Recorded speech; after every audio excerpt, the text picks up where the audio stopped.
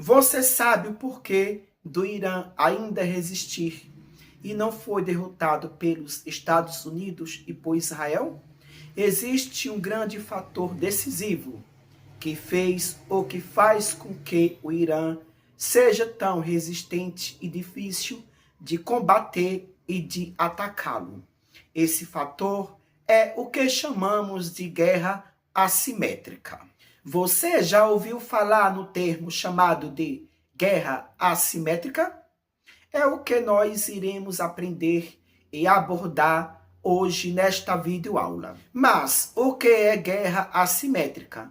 Guerra assimétrica é um conflito violento entre partes com capacidades militares, tecnológicas ou econômicas desproporcionais, onde o lado mais fraco utiliza táticas não convencionais, como guerrilha, terrorismo ou sabotagem, para compensar sua inferioridade e evitar uma derrota direta. Lembrando que o objetivo dessa guerra assimétrica não é vencer em batalha aberta, direta, mas destabilizar o oponente mais forte. Ou seja, a guerra assimétrica é uma tática, um mecanismo, uma estratégia mais fácil de combater o grupo opositor, sem usar recursos de grande altos custos, sem sofrer muitos danos econômicos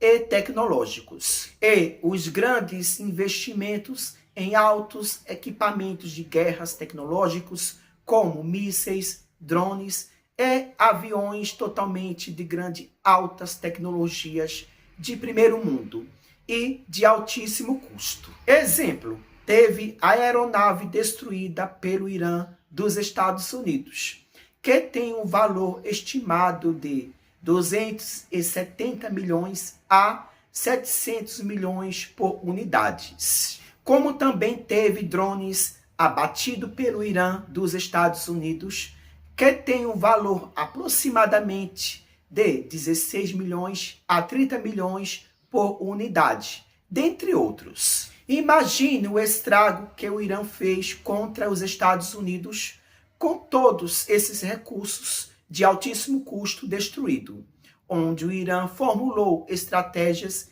e táticas de guerras que é chamada de guerra assimétrica, para enfraquecer os Estados Unidos através da sua economia, onde o Irã não tem um poder econômico e militar igual aos Estados Unidos, mas ele evitou o confronto direto e usando estratégias para superar seu inimigo. O Irã tem utilizado uma estratégia de guerra assimétrica e atrito a longo prazo para enfrentar os Estados Unidos, reconhecendo a inferioridade militar convencional direta. Essa abordagem visa aumentar significativamente os custos de qualquer intervenção americana na região, focando em resistência, alianças regionais e pressão econômica. As principais estratégias iranianas incluem guerra por procuração, o uso de uma rede de milícias e grupos aliados, como Hezbollah no Líbano, grupos no Iraque, o Houthis no Iêmen, para atacar bases e interesses dos Estados Unidos, permitindo que o Irã negue envolvimento direto e minimize riscos.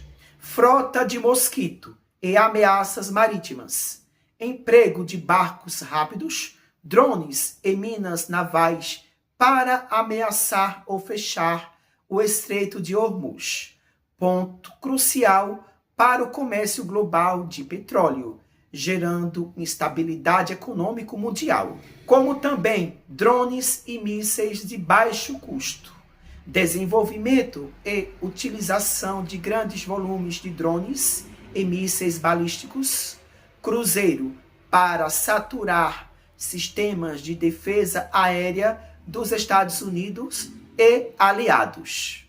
Também o uso de tática de guerra como blindagem militar subterrânea, aproveitamento da geografia montuosa para construir instalações subterrâneas profundas, protegendo capacidades militares, mísseis contra ataques aéreos e navais. Tática de guerra, como alianças estratégicas, fortalecimento da cooperação militar com Rússia, China e Bielorrússia, para adquirir tecnologia, treinamento e apoio logístico.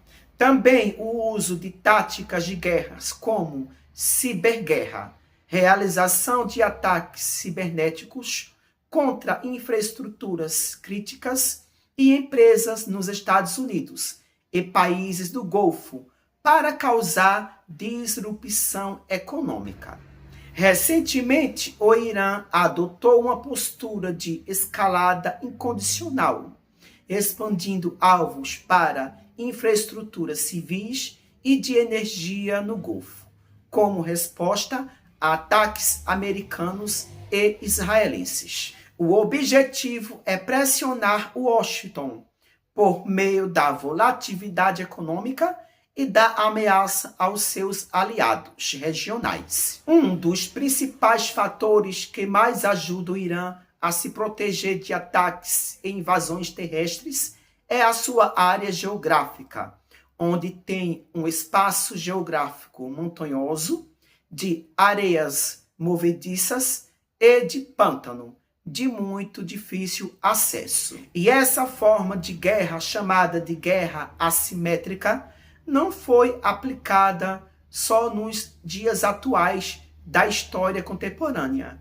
mas em várias épocas e eventos históricos, como, por exemplo, na famosa das Guerras Púnicas, que foi uma guerra entre Cartago e Roma, onde Cartago, por ser inferior a Roma economicamente e militarmente, Cartago usou uma estratégia e tática de guerra para poder enfrentar Roma e sobressair nas guerras como vitorioso.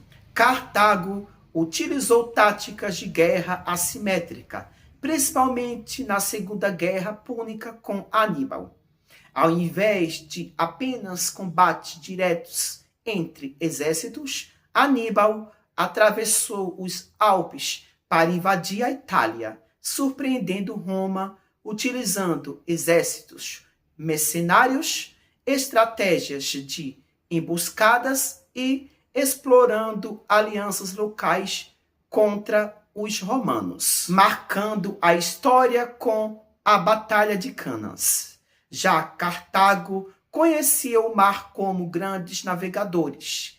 Cartago usou o mar para atacar Roma, já que Roma não tinha experiência e recursos marítimos para enfrentar os cartaginenses. A estratégia de guerras por terra, Cartago usou elefantes como estratégia para atacar Roma.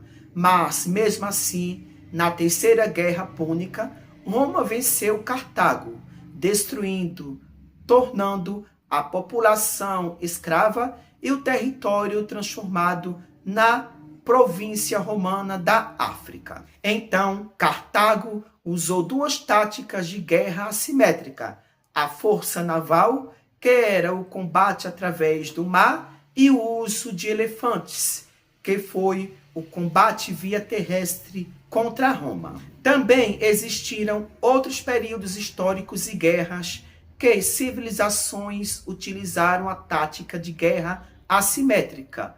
Um exemplo vivo disso foi o Vietnã, que usaram várias estratégias e táticas de guerras contra os Estados Unidos. O Vietnã derrotou os Estados Unidos utilizando uma combinação de tática de guerrilha, conhecimento superior do terreno, túneis subterrâneos e a estratégia de guerra de todo o povo.